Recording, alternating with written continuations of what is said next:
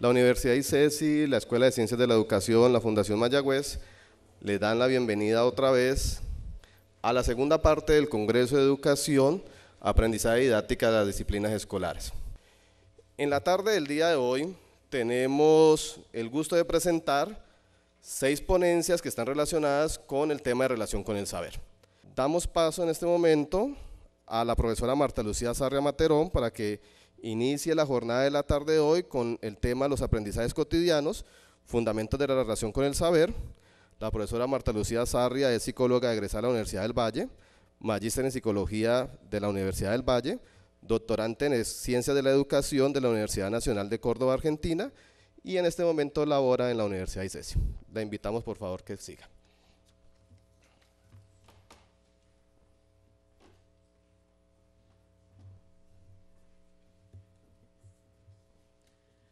Buenas tardes, gracias por asistir y bueno, un poco para ambientar la mesa que empezamos, la reunión en este salón hoy, tiene que ver con una teoría que se llama saber y relación con el saber. Esta teoría nace en Francia particularmente y en los países de habla francesa. Es decir, lo encontramos también en Canadá y en América Latina encontramos también sus repercusiones en países como Argentina, Brasil, México y ahora en Colombia lo llevamos trabajando principalmente el profesor Armando Zambrano aquí en la Universidad ICESI. Hemos configurado pues como un estudio que precisamente no estamos iniciando tampoco hace 2 o 3 años, sino que particularmente desde que conozco al profesor Zambrano, la hemos venido estudiando, desarrollando y aquí en la ICESI pudimos encontrar el apoyo para realizar esta investigación, apoyo que ha tenido un eco grande, puesto que los estudiantes de la maestría vienen trabajando algunos pues sus tesis en este campo. Bernard Charlot es el francés que ha trabajado particularmente desde una perspectiva sociológica. Yo voy a intentar una aproximación que es muy poco tiempo, 20 minutos, voy a hacerlo rápidamente, pero la aproximación no va a ser desde la perspectiva sociológica, sino desde la perspectiva clínica. Hay otro grupo que es el liderado por Jacques Bellerot, o ya muerto, y un grupo de psicoanalistas de Francia también, que tratan de explicar eso que se llama la relación con el saber. ¿Qué es la relación con el saber? Digámoslo, que es lo que nos convoca aquí hoy y en el que particularmente sentimos mucho placer. Como lo decía esta mañana el profesor de la Universidad de la Amazonía, hay particularmente los que trabajamos con el saber, los profesores universitarios, los profesores y maestros de las escuelas, tenemos una relación particular con el saber generalmente de gozo, de alegría, ¿sí? Para nosotros es una alegría que nos reunamos y conversamos sobre eso, pero también hay relaciones muy complicadas con el saber y sabemos que de ahí se generan todos los estudios que tienen que ver con el fracaso escolar, ¿sí? Entonces, desde la sociología, la pregunta es, bueno, ¿qué es lo que hace que unos amen tanto al saber y otros amen tan poco el saber o les vaya tan mal el saber? Pero la teoría de la relación con el saber nos va a decir, bueno, partamos de una cuestión, es que todos aprendemos, ¿sí? Ahora, el problema es saber qué es lo que aprendemos. Y el problema de saber qué es lo que aprendemos, y particularmente en la escuela, porque a la escuela lo que le interesa es que los niños aprendan unos tipos determinados o unas figuras determinadas del saber. Sin embargo, también sabemos que hoy no solamente estamos centrados en esas figuras, que son las figuras del saber objeto, es decir, los contenidos, las teorías, los conceptos, los hechos, las ciencias, digámoslo, sino que también sabemos que se requieren los otros dos componentes, el saber hacer, ¿sí?, que vamos a ver cómo la teoría lo trabaja, y el saber ser, que el saber ser tiene relación con dos figuras del aprendizaje que la teoría de la RAS va a llamar primero las figuras de aprendizajes relacionadas con las relaciones sociales, afectivas, ¿cierto?, con los otros, y los aprendizajes que tienen que ver con el desarrollo personal. Yo llamé a la conferencia, a la ponencia, los aprendizajes de la vida cotidiana, aproximación clínica de la relación con el saber. Ahí aparece como fundamentos de la relación con el saber. Llamémosle que sí, clínica y de fundamentos de relación con el saber, porque partimos de que es propio del ser humano el aprender, ¿sí? Y el aprender, cuando aprendemos, siempre aprendemos algo. Ese algo es un saber, es un objeto, llamémoslo así, ¿sí? Y los primeros acercamientos a los aprendizajes y a los saberes, precisamente el niño los tiene con los aprendizajes de la vida cotidiana, ¿sí? Entonces, la teoría de la RAS va a decir, bueno, esos aprendizajes de la vida cotidiana van a configurar de alguna manera la relación que el niño va a establecer con el mundo, con los otros y consigo mismo.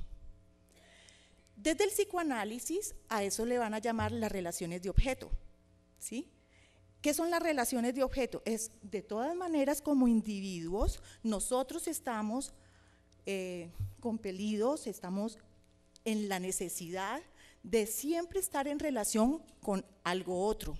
Eso otro es un objeto, ese objeto puede ser los otros, el mundo y uno mismo.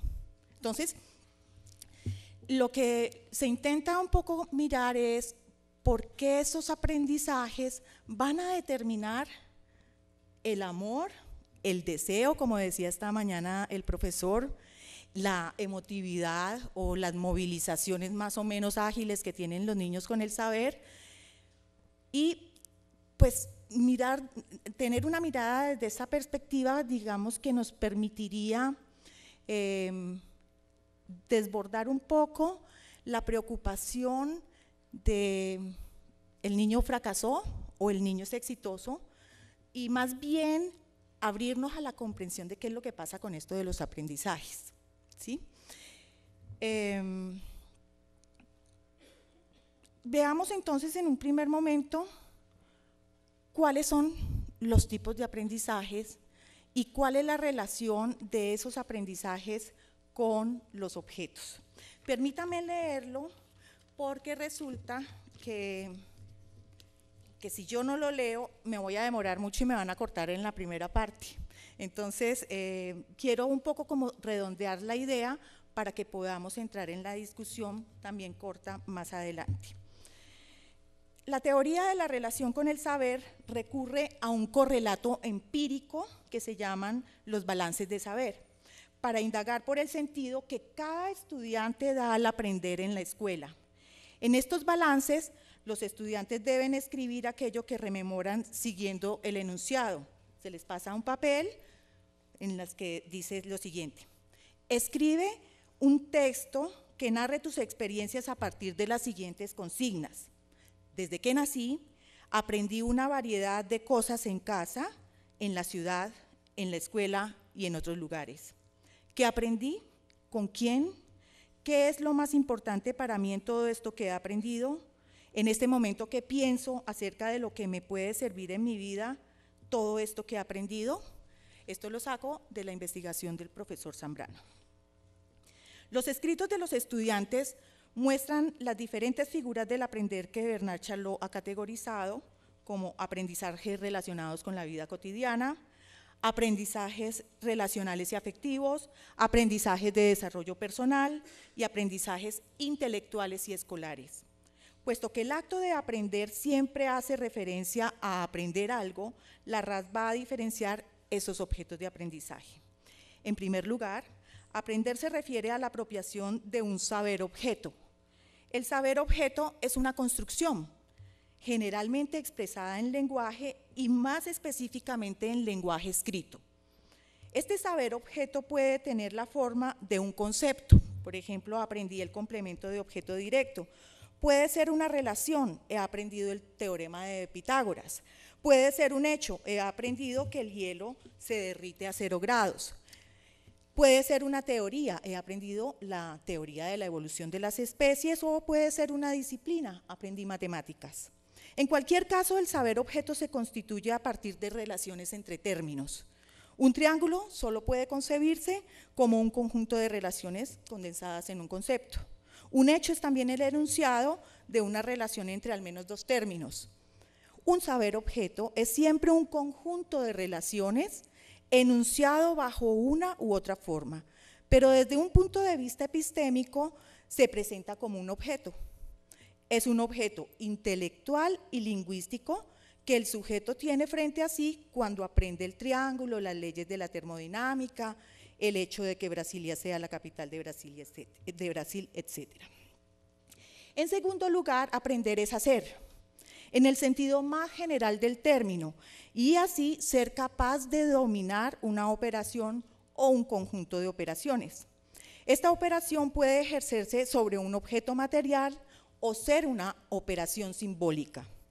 Lo que entonces se aprende no es un objeto enunciable, un saber, sino un acto o un conjunto de actos inscritos en el cuerpo, operación sobre un objeto material, o que constituye al sujeto cognitivo, operación simbólica. Lo que se aprende es una actividad en situación y no puede hacerse o evocarse de manera reflexiva sin referencia a esta situación. Los aprendizajes relacionados con la vida cotidiana están ligados a esta forma de aprender. Así, cuando el estudiante escribe, aprendí a subir a los árboles, a reparar un aire acondicionado, a montar en bicicleta, a poner la mesa, a hacer mi cama, etc. Todos estos aprendizajes se refieren a operaciones que remiten a los objetos que se utilizan o que se transforman inscritos en el mundo de su materialidad. En esta forma de aprender se inscriben también aprendizajes tales como leer, escribir, contar, sumar, dibujar, bailar, cantar. Aprendizajes que son igualmente operaciones. En ellos el cuerpo está presente y el mundo material también, como conjunto de trazos gráficos, de sonidos, etc. Pero estas operaciones presentan un carácter específico. La operación material solo llega a su objetivo si ella produce efectos que no son solamente materiales, sino también simbólicos, en el sentido amplio del término, incluyendo, por ejemplo, los efectos estéticos, es decir, cuando aprende a pintar, ahí no es solamente el hacer el dibujo, sino que va más allá en lo simbólico. Por último, aprender es entrar en las formas y los dispositivos relacionales y así ser capaz de dominar sus comportamientos y las formas de subjetividad en sus relaciones con los otros y consigo mismo. Esta figura del aprender es parecida a la anterior. En los dos casos, aprender es pasar del dominio, del no dominio al dominio, y no de apropiarse de un saber objeto, es decir, pasar de la no posesión a la posesión. En ambos casos se trata de aprender a habitar el mundo como espacio de operaciones o como espacio de relaciones. Las características de esta figura del aprender tienen similitud con las de la segunda figura. Lo que es aprender no tiene el estatus de un objeto enunciable, sino de un comportamiento más o menos regulado y dominado y formas de la subjetividad. Lo que es aprendido lo es en las relaciones en situación y no puede ser puesto en marcha o aún evocado de manera reflexiva sin referencia a un comportamiento o a una subjetividad en acción. Esta figura del aprender remite entonces a los aprendizajes relacionales y afectivos y a los aprendizajes de desarrollo personal. Lo que aquí se aprende son comportamientos o formas de subjetividad, sentimientos. Así los estudiantes dicen haber aprendido a obedecer, a ser respetuoso, a ser solidario, a mentir, a engañar, a defenderse, a fumar, a no robar, a ser autónomo, a perseverar, etc. Se trata de comportamientos, es decir, maneras de actuar en una situación determinada en que remiten a formas de subjetividad, a sentimientos. También he aprendido de la amistad, el amor, la rabia, la alegría, la confianza. Aquí el sujeto no solo aprende la subjetividad y los sentimientos, sino que también aprende a identificar e interpretar lo que siente y aprende a dominar la expresión de esos sentimientos, los actos que ellos inducen. Esta descripción de las figuras de aprendizaje organizadas en un modelo epistémico del saber puede constituir un primer paso para comprender el objeto del aprendizaje mismo. Sin embargo, para establecer el sentido de los aprendizajes, hay que profundizar en aspectos de naturaleza menos epistemológica y más de constitución de la subjetividad. Veamos entonces los aprendizajes de la vida cotidiana como algo que se aprende en el juego de la vida.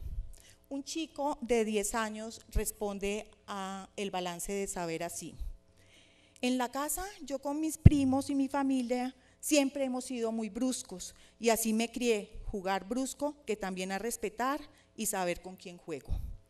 Y mi papá, porque vivo con mi papá, me enseñó modales en la mesa, siempre comemos callados, así que cuando mi papá se va a trabajar yo me quedo en la casa solo y yo aprendí a cocinar solo, aprendí a montar bicicleta solo y cuando yo era más pequeño se me dañaba un juguete y lo destapaba y arreglaba también. También aprendí a nadar solo, saco a la perrita a hacer popó y a jugar y la entreno con comida. Aprendí a bajar programas de instalación de internet y también a ser responsable, porque mi papá no me ayuda con la mascota y es muy grande. Este niño está en quinto grado. Bueno, lo que vemos en esto es que los niños, a pesar de que ha pasado un largo tiempo de todos estos aprendizajes, es decir, cuando dicen aprendí a caminar, aprendí a hablar, que parece que no fueran evocaciones relevantes, pero cuando los niños dicen que eso es lo que han aprendido en la vida y que lo han aprendido en casa, pues nos están diciendo de alguna manera que eso hace sentido para ellos, que tiene un sentido para ellos. ¿Qué dice entonces la teoría de la RAD? Dice, los procesos primarios de aprendizaje, como hablar, caminar, etcétera, se realizan a través de la relación que se establece con otro. Aunque el niño diga que lo aprendí solo, sabemos que allí está presente el padre, está presente los abuelos, etcétera, entendiendo otro como mundo de objetos, mundo de personas, mundo corporal propio. El psicoanálisis ha llamado a esta relación del individuo con el mundo relación de objeto. El objeto es lo otro. La relación de objetos que establece un individuo es fundamental para su constitución como sujeto. Así se reconoce con Winnicott la importancia de la función materna como constitutivo del sujeto. Si la madre, en su relación con el niño, logra adecuarse a sus necesidades, este iniciará un proceso de relación con el mundo que le permitirá inscribirse en él de manera confiada, fiable. Primero en una fusión con el objeto madre, que es el objeto primario, y en la diferenciación de ese objeto luego para tomar su propio lugar. Si el niño no tiene una relación privilegiada con la madre, también tendrá una relación de objeto primario que no es tan afortunada. Es decir, nosotros lo podemos ver en positivo y en negativo. Si bien en el primer momento la madre es la figura primordial, hay un segundo momento que es cuando el niño empieza a construirse a sí mismo como separado de la madre y allí viene un proceso muy interesante que se llama la constitución de objetos transicionales. Esos objetos transicionales aparecen principalmente en la forma del juego. Y no olvidemos que la forma del juego ha sido considerada como el primer paso de la constitución de un sujeto o una extensión del sujeto hacia lo cultural. De ahí que de la constitución de los objetos tradicionales que hacen como si fueran la madre, es decir, que la función materna sigue operando, pero ya no con la madre como el objeto privilegiado, sino en el como si entran otros objetos y esos objetos se reconocen como culturales, encontramos que el saber es uno de esos objetos culturales y de ahí que la manera como el niño construye esa relación con esos objetos culturales determinará si el niño tiene una relación con el saber, digamos, afortunada, o si el niño no tiene una relación con el saber afortunada desde la perspectiva nuestra, es decir, desde la perspectiva escolar, no tendría una relación afortunada si el niño conduce sus actuaciones hacia el fracaso, es decir, cuando la escuela sanciona, ese niño a ese niño no le va bien, ese niño tiene un fracaso escolar, de ahí la repitencia, etcétera, etcétera. Sabemos también que ese objeto, digamos, el objeto transicional, y entendiendo el objeto transicional como saber, sabemos que ese objeto no solamente se construye interiormente, sino que también es una constitución que viene desde fuera, es decir, la familia va a jugar un papel importante en cómo presenta estos objetos transicionales al niño.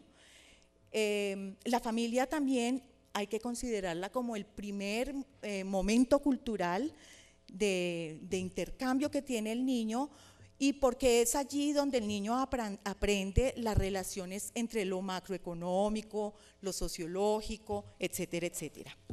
Bueno, para concluir, podemos decir que la manera como el individuo humano establece su relación con el mundo, con los otros y consigo mismo, está configurada por la construcción de su subjetividad, que siempre va acompañada de la carga energética, libidinal, que el sujeto confiere a los objetos que le rodean, sean estos saberes objeto, tal y como los conocemos en el registro escolar, operaciones o modos de hacer y transformar la realidad, tal y como se dan en las adquisiciones propias de la vida cotidiana, así como también las adquisiciones que le permiten establecer las relaciones con otros y consigo mismo, es decir, aprendizajes de tipo relacional y de desarrollo personal. De esta construcción subjetiva dependerá entonces si el sujeto tiene un especial interés, una pasión por un objeto de saber, o si por el contrario la relación con ese objeto será de descuido, de bloqueo, de poco interés para su vida. De la misma manera, podríamos leer las formas de relación que los niños establecen en el registro escolar con los objetos de saber. Abrir este campo de comprensión podría ayudar a avanzar en la interpretación del fracaso escolar. Gracias.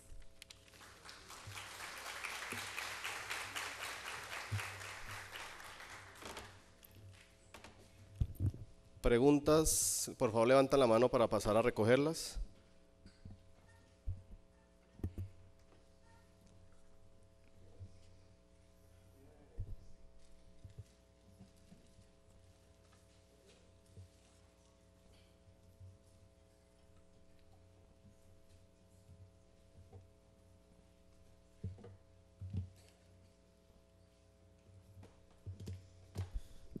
¿Alguien más de pronto?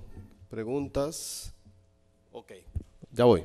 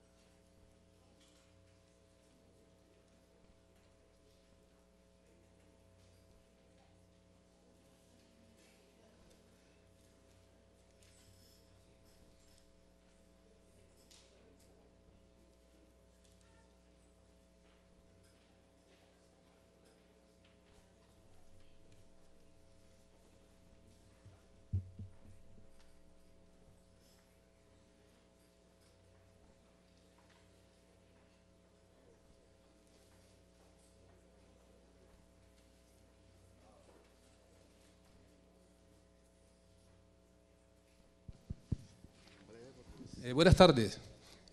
Más que una pregunta, yo quisiera como hacer un planteamiento problematizador frente a la ponencia. La ponencia todo el tiempo está haciendo relación a la concepción de objeto, ¿no? Y sabemos que desde el punto de vista epistémico eso tiene unas implicaciones. Por ejemplo, asumir la madre como objeto es complicado. de la madre como objeto. Por otro lado, es importante también tener en cuenta que la ponencia hace referencia a los aprendizajes de lo cotidiano y su relación con el saber. ¿Por qué fragmentar o hipostasiar los aprendizajes entre aprendizajes cotidianos y aprendizajes científicos? Si el ser humano cuando aprende, aprende de todo. La academia le aporta unos elementos, la vida cotidiana le aporta otros, y desde las concepciones epistémicas actuales, desde la epistemología otras, desde la apuesta de Catherine Wall, desde el pensamiento decolonial, rompe con estas fragmentaciones entre sujeto-objeto, maestro-estudiante, madre-hijo, contexto, cultura. Entonces yo lo que quiero plantear a manera de síntesis, la importancia de problematizar la concepción de objeto como medida de todas las cosas. Yo, por ejemplo, no admitiría asumir mi madre como un objeto. Era eso, brevemente. Bueno, esa es una discusión bastante compleja, porque se entrar en discusión precisamente con una teoría que es la del psicoanálisis. Lo objetual no quiere decir que sea el objeto cosificado, sino que para poder ponernos de acuerdo en cómo hablar de las cosas, pues la filosofía y las teorías nos ponemos de acuerdo, acordamos, es esto, no es la cosa, pero entre otras cosas también sabemos que la cosa sí ha sido muy importante. ¿Por qué diversificar los aprendizajes? Porque estamos en es decir, nosotros, obvio, nosotros somos más holistas, más hermenéuticos, si se quiere, pero para poder abordar el problema de la diferenciación entre los saberes escolares, la teoría ha optado por hablar de diferentes tipos de aprendizajes y que todos tienen un nivel importante en la vida. Entonces, pues las susceptibilidades pueden entrar, pero digamos que en una ponencia de 20 minutos no se puede defender ni criticar estas posiciones que son teóricas y que llevarían más bien a tesis y a publicaciones más profundas. Una de las preguntas que nos participaron, ¿existe alguna relación o diferencia entre la construcción de subjetividades o la constitución de subjetividades? También es una pregunta nominal, ¿sí? Se constituye y se construye, ¿sí? Es decir, la constitución de la subjetividad implica una construcción de la subjetividad. Yo creo que es más, uno de los ¿cómo se dice?, epígrafes que tengo aquí, que es de Bernard Charlot, dice: aprender es la condición misma de la especie humana, obligada a construirse ella misma, construyendo el mundo, ¿sí? Claro, la subjetividad se constituye, pero es que cuando nos constituimos como sujetos, construimos el mundo y construimos nuestra identidad. ¿Listo? Muchas gracias, muy amables.